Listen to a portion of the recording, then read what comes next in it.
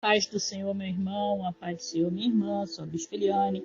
Estou aqui trazendo mais uma parte aí desse estudo um pouquinho, né, da história aí dos principais personagens bíblicos. Já estudamos a letra A, a letra B, resumidamente. Na letra A, eu trouxe para você alguns personagens, história de alguns personagens, tipo Abraão, Absalão, Acã, Adão, Ageu, Amós, Ana, Ananias, André, Apolo, Arão e Asaf. Na letra B, eu trouxe para você Balaão, Barnabé, Barrabás, Bartimeu, Bartolomeu e Benjamim. E hoje vamos entrar na letra C e vamos começar com o personagem Caifás. Tá bom? Espero que você esteja acompanhando, aprendendo. Eu não sei como é que está o tempo onde você mora, mas hoje está muito frio, chove bastante aqui em Petrópolis, estado do Rio de Janeiro. Muito frio, chove muito. Então vamos estudar, vamos conversar, vamos falar um pouco sobre esse personagem chamado Caifás. Primeiro, claro, como sempre, vamos orar. Pai amado, Pai querido, em nome de Jesus, te agradeço por mais esse momento de estudo, mais essa oportunidade de conhecer mais uma história, resumida com certeza, mas curiosidades e um pouco mais sobre Caifás, mais um personagem da tua palavra. Seja o nosso professor, sejamos o aluno e nos ajude a crescer em sabedoria e graça, em nome de Jesus. Amém. Vamos lá? Caifás. Quem foi Caifás? Nome grego, tá? E significa depressão. Vou repetir. Nome grego e significa depressão. Curioso, né? Já começa bem curioso aí.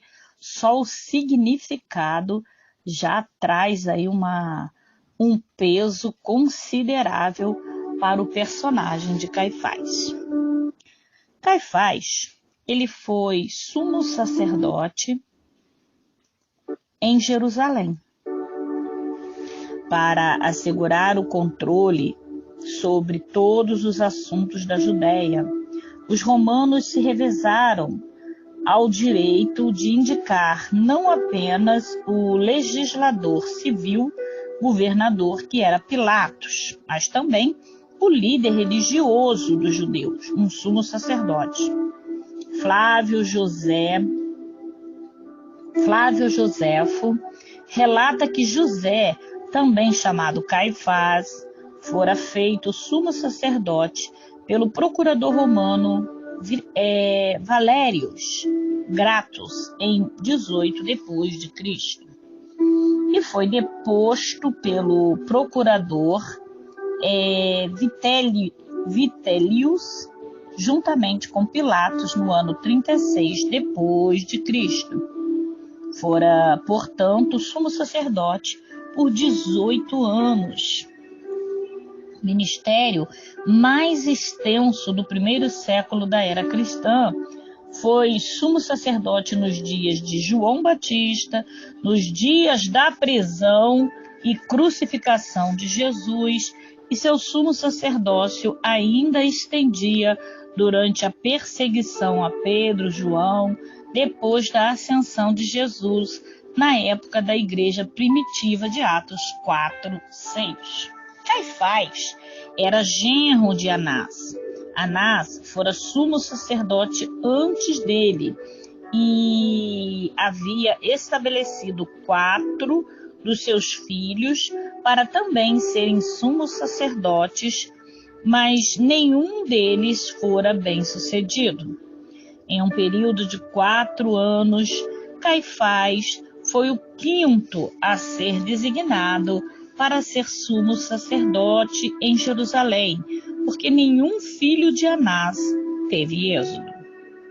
A mais antiga menção aqui feita a Caifás pode ser encontrada lá em Lucas, capítulo 3, versículo 2, sendo Anás e Caifás sumo sacerdotes. Isso denuncia uma irregularidade. Essa estranha expressão reflete evidentemente o fato de que, enquanto Caifás ocupava o cargo do sumo sacerdócio, Anás continuava a exercer o poder referente àquele cargo. A influência de Anás permanecia sobre o cargo, sendo que agora o seu genro, que oficialmente era o sumo sacerdote. Ou seja, Anás queria alguém que apenas ocupasse a função obedecendo às ordens dele. Tipo assim, eu mando, você manda, mas a caneta, quem assina sou eu, a última palavra é minha. Era uma espécie de poder por trás do trono. Como sumo sacerdote, Caifás era o terceiro homem mais importante de Israel, abaixo apenas de Pôncio Pilatos e Rei Herodes. A grande autoridade dele era, de algum modo, semelhante à de um primeiro-ministro, da era moderna. Uma das suas obrigações era supervisionar todos os rituais e negócios do templo e presidir o Sinédrio, grupo de senadores de Jerusalém, o corpo de julgamento judaico. Ele era também responsável por manter a paz em Jerusalém. Se Caifás e seus guardas permitissem que as coisas saíssem do controle, os romanos assumiriam o controle e imporiam a ordem. Isso Caifás não desejava, pois o método padrão dos romanos de controlar as multidões era o massacre, seguido de substituição daqueles que deveriam ter mantido a ordem. Na Páscoa, a cidade se transformava em cerca de 3 semanas em uma massa palpitante de gente que havia um enorme risco de tumulto. Isso deixava os romanos muito nervosos e dificultava o trabalho de Caifás. Além disso, a Páscoa era uma época muito lucrativa para a cidade e era especial, para os sacerdotes. Era a época em que os peregrinos judeus, vindo de todo o mundo, se reuniam em Jerusalém. E apenas um homem, curiosamente puro, podia entrar no templo. Apenas por garantia, todos os que estavam no templo passavam pela cerimônia da purificação. A forma mais fácil de fazer isso era banhar-se em um tanque batismal chamado Mikvah. Ver lá em João Batista para entender melhor sobre o custo para esse banhar. E depois era necessário oferecer um sacrifício, que na maioria das vezes era uma pomba. Os sacerdotes cobravam uma taxa para esse banho e outra para o sacrifício, além de terem uma participação no lucro da venda da pomba. Além disso, exigia-se que os peregrinos fizessem uma oferta generosa em dinheiro no templo. E a lei proibia o uso de qualquer moeda com a imagem gravada para presentear o templo. Como as moedas romanas eram gravadas com a imagem do imperador, as pessoas tinham que trocar a moeda romana por dracma judaica. E dessa troca também havia uma taxa de câmbio a ser paga. Tudo comércio, Os sacerdotes, mercadores e cambistas, percebendo que podiam ganhar muito dinheiro com isso, instalaram-se na entrada do templo e ali negociavam dinheiro e comercializavam as pombas para o sacrifício da casa do Senhor. Por isso que quando Jesus entrou no templo, no período da Páscoa, Ele derrubou as mesas dos cambistas e as cadeiras dos vendedores de pomba, como está lá em Mateus 21:12. Na atmosfera carregada de tensão de Jerusalém naquela época, qualquer indivíduo que tivesse feito tal coisa seria preso imediatamente. No entanto, Caifás não ousou prender Jesus diante do público, pelo alvoroço ainda maior que isso podia gerar, devido à população e à popularidade que Jesus tinha. Todos os acontecimentos que aumentavam a popularidade de Jesus em Jerusalém não agradava a Caifás. Depois da ressurreição de Lázaro, o Sinédrio se reuniu para discutir o que fazia a respeito de Jesus, o que fariam, a respeito de Jesus. Lá em João 11, 47 até 53.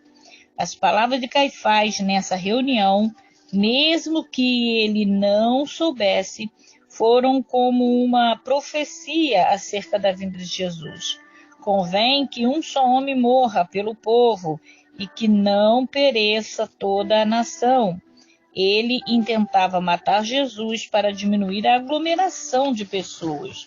Embora tenha dito isso motivado simplesmente pela sua autopreservação, esse era precisamente o curso da ação que Deus planejara para Jesus. Assim, João identificou claramente esse comentário com uma profecia. Ele não disse isso de si mesmo, mas como sumo sacerdote naquele ano, profetizou que Jesus morreria. E não somente pela nação, mas também para reunir em um só corpo o Filho de Deus que andava dispersos. João 11, 51 e 52. Naquele momento em diante, Caifás e os líderes planejavam como matar Jesus. É possível que Judas não tenha conspirado diretamente com Caifás, mas com os seus subordinados, que simpatizavam com o desejo de Caifás de ver Jesus morto. Afinal, o emprego deles dependiam de Caifás. Os guardas do templo prenderam Jesus no jardim de Getsêmani em algum momento no início da noite de quinta-feira. Eles não podiam prendê-lo na frente do público, porém, porque tinha medo que houvesse uma revolta. Levaram Jesus até Anás e Anás o encaminhou a Caifás, o qual convocou uma reunião imediata no Sinédrio para julgá-lo. Para Caifás, isso era um assunto urgente. Além disso, o julgamento à noite aconteceu antes que a multidão, que poderia reagir de forma violenta, se reunisse na rua para iniciar as atividades do dia. Caifás convenceu o Sinédrio a condenar Jesus sob pena capital por afirmar ser o Filho de Deus, lá em Mateus, capítulo 26, versículo 63. No entanto, os criminosos só podiam ser executados pelos romanos ou com autorização dos romanos. A condenação só poderia ser executada se o criminoso houvesse desobedecido alguma lei romana. Os romanos não se importavam com a lei religiosa dos judeus. Por isso, Caifás tinha que encontrar um crime na lei romana para que punisse Jesus com a pena capital, de que pudesse acusar a Jesus. Acusaram a Jesus de se proclamar rei dos judeus. Lucas 23, 2. Acusaram que Jesus não negou quando foi interrogado por Pilatos. Essa declaração era considerada traição, crime punido com a crucificação. De acordo com a Bíblia, Pilatos não queria condená-lo, mas a multidão exigiu a morte de Jesus. Podemos nos perguntar por que a multidão que clamava a Jesus quando ele entrou na cidade, na entrada triunfal, agora pedia a crucificação dele, poucos dias depois. Caifás não teria mantido o seu posto por tanto tempo se não fosse um mestre na persuasão de pessoas comuns. Ele sabia que era muito fácil transformar uma multidão em um grupo de pessoas cheia de ódio por alguma coisa. Alguns homens postos em lugares estratégicos gritando crucifiquem-o, crucifiquem-o, no certo, poderiam fazer com que toda a multidão aderir o mesmo grito, o mesmo clamor. Isso confirma o poder de persuasão de Caifás, que ele possuía através das suas atitudes como um sumo sacerdote. O antagonismo perseguidor de Caifás para com a fé cristã continuou bem depois da morte de Jesus. Nos primeiros anos da igreja, Pedro e João foram levados diante dele, mas foram soltos logo depois, devido à inexistência de evidência contra eles, Atos 4:6. Após ele ter sido deposto do cargo em 36 d.C. pelo procurador romano Vitélius, nada mais se soube sobre ele. Em 1990 apareceram na necrópole de Talpiote, em Jerusalém, 12 ossuários numa sepultura familiar de um certo Caifás.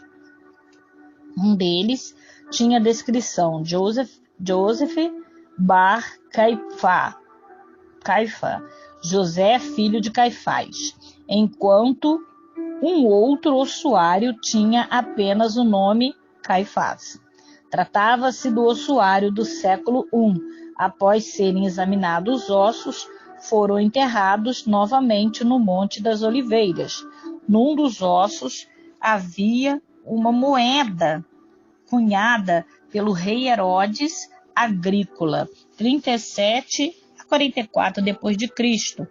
Este pode ter sido um indício de que aqueles ossos se tratavam de fato do sumo sacerdote que entregou o nosso Senhor à crucificação pela mão dos romanos. É muito forte esse estudo, né? Porque nós vamos observar vários detalhes. Se você ouve de novo, você vai entender vários detalhes aqui sobre Caifás, né?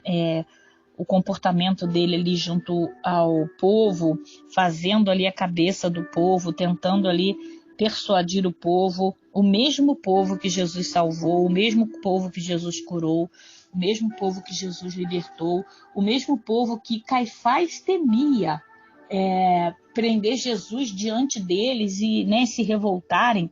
Ele conseguiu persuadir, ele conseguiu transformar aquele povo contra Jesus e fazer aquele povo pedir para matar Jesus e libertar Barrabás. Eu imagino ali pessoas que foram curadas, cegas, libertas, abençoadas, gritando crucifica, crucifica, crucifica.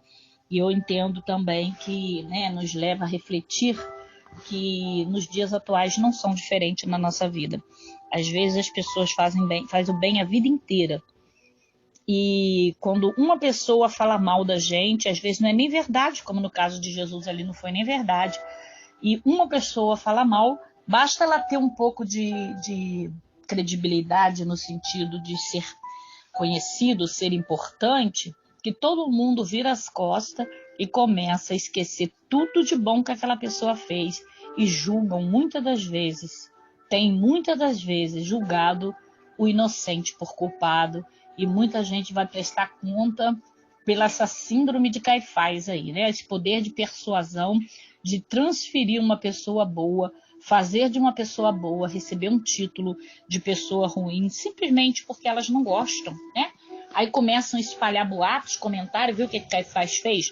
Colocou pessoas em pontos estratégicos gritando crucificam, e aquelas pessoas induziram a multidão, ou seja, vai dizer também que só uma multidão fraca, sem personalidade, é manipulável. E ali nós vamos entender que aquele povo só estava seguindo Jesus por interesse. Tanto é que foram todos manipuláveis, né, manipulados, quando ali Caifás, né, botou aqueles homens, os homens gritaram crucifica, eles não sabiam nem quem estava falando, foram um bando de Maria vai para as outras e danaram a né, gritar também crucifica Jesus.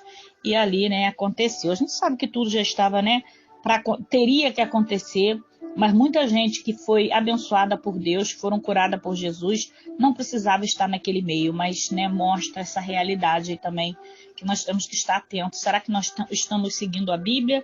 Ou será que estamos sendo Maria vai com as outras? Será que estamos sofrendo a síndrome de Caifás, manipulando pessoas, ou a síndrome da multidão, né, que foi manipulada por Caifás, ouvindo, né, os manipuladores e deixando de ouvir a voz de Deus e do Espírito Santo em nosso coração? Vale a pena refletir sobre isso, tá bom? Amanhã nós vamos estudar sobre Caim. Quem foi Caim? Caim, todo mundo sabe quem foi Caim, né? Nome hebraico significa adquirido. Caim foi o primogênito de Adão e Eva. E amanhã falaremos um pouco sobre Caim para você. Até lá. Deus abençoe. A paz do Senhor.